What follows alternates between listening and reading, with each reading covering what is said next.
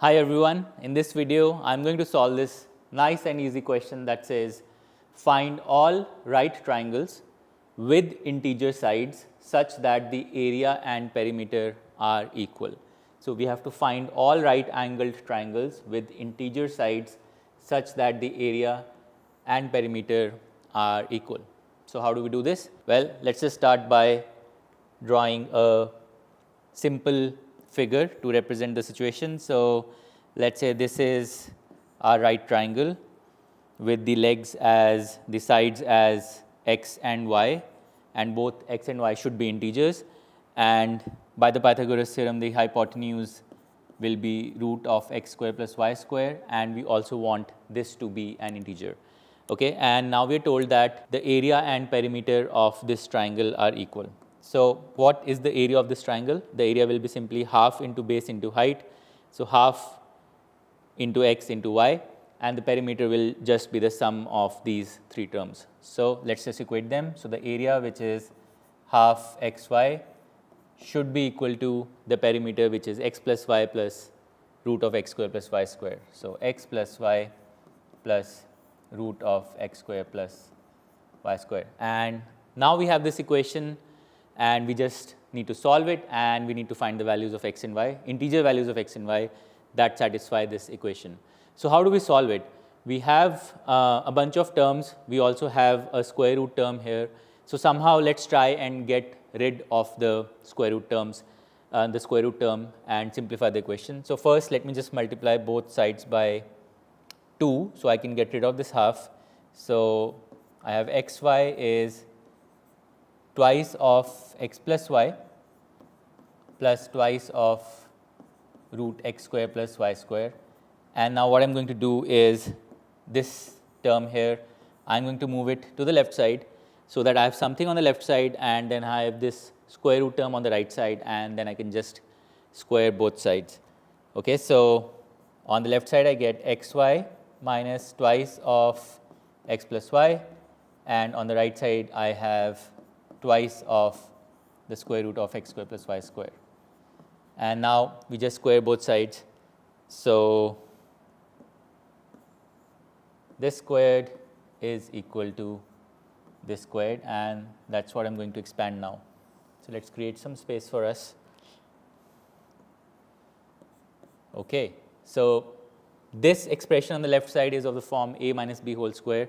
So, we just expand it as a square plus b square minus 2ab. So, xy whole square plus the square of this, which will be 4 times x plus y whole square minus 2ab. So, minus 2 times xy times this term, which will be minus 4 xy times x plus y. So, this is what I get as the expanded expression on the left side, and then on the right side I simply get 2 squared is 4, and I just get rid of the square root sign. So, I get 4 times x square plus y square. All right, amazing. Now, I just kind of keep going here. I square this, so I get x square y square plus 4 times x square plus y square plus 2xy, which is the expanded form of x plus y whole square, and then I get minus 4xy times x plus y is 4x square plus 4y square. Okay. Now, you will note that this term here, which is 4 times this bracket, will give me 4x square, it will also give me a 4y square. So, I will get a 4x square, I will get a 4y square, and those terms will cancel out from these two terms here. So, the 4x square and the 4y square will cancel out, but the 4 times 2xy will be left. So, that is 8xy. So, let us just write that. So, we get x square y square plus 8xy minus 4xy times x plus y is equal to 0. So, what can we do now? If you look at the three terms that you have, this term, this term, and this term, you can see that there is an xy that is common in all the three terms. So, let us just take that out, factor that out, and just divide both sides by xy. So, we get xy plus 8 minus 4 times x plus y. So, minus 4x minus 4y is equal to 0. So I've landed here, but what do I do now? So this is one of the important steps in this problem. What do you do with this equation? Most people will get up to this point, but then they'll struggle from this point on. But what you have to realize is very simply that you can actually just factor this with a little bit of manipulation. So if you look at these terms, xy minus 4x minus 4y, what you can see is that there is some product at work here. There is some, you can express these terms as the product two binomials, two expressions. So I have an xy, so let's say some binomial with an x and some binomial with a y is how I can express these terms in a product form.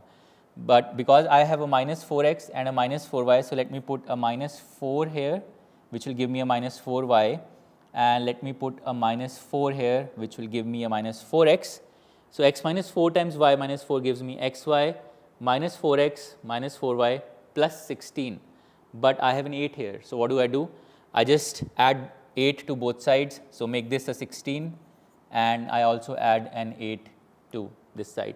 So on the left side, I get this product, x minus 4 times y minus 4, and on the right side, I get 8. From this point onward, the problem is really simple to solve. Because x and y are integers, you have to think of two integers whose product is equal to 8. So what could those two integers be? So you could have 1 and 8. So one possible pair is 1 and 8, and another possible pair is 2 and 4. 2 and 4. So you could have x minus 4 as 1 and y minus 4 as 8, which gives you x as 5 and y as 12. So let's write this as a pair of values 5 and 12. And you could instead also have x minus 2 as 2, x minus 4 as 2, and y minus 4 as 4. And this will give you x as 6 and y as 8. So 6 and 8 could be the other pair of values of x and y. And now if you look at your original triangle, so you had the two sides as x and y, and the third side, the hypotenuse, is by the Pythagoras theorem the square root of x square plus y square. So if you apply the Pythagoras theorem to these two values, 5 and 12, you will get 13 as the third side, because 5 square plus 12 square is 169. The square root of that is 13.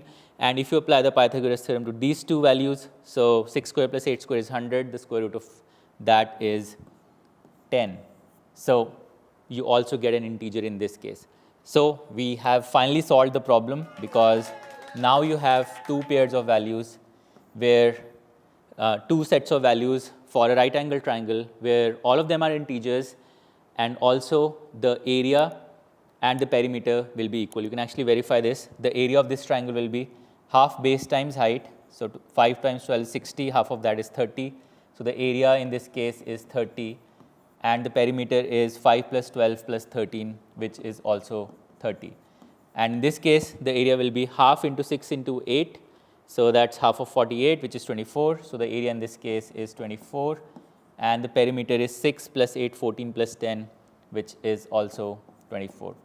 So these are the two possible right-angled triangles. Now I want to leave you with a problem to solve on your own. The original problem was to find all right triangles with integer sides such that the area and perimeter are equal. I want you to find all right triangles with integer sides such that the perimeter is double that of the area. The perimeter is double that of the area.